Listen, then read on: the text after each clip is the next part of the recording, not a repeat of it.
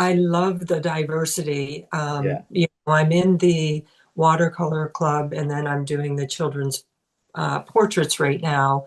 And it's really interesting, not only with the artwork, but you really get to know some of the people that you're talking with once a week.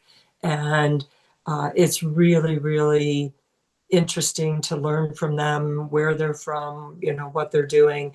And it feels more like a community, welcoming group of people, I have found. I've only been a member for 6 months at this point, but I followed you for approximately 2 years before I actually signed up. And it was always in my plan.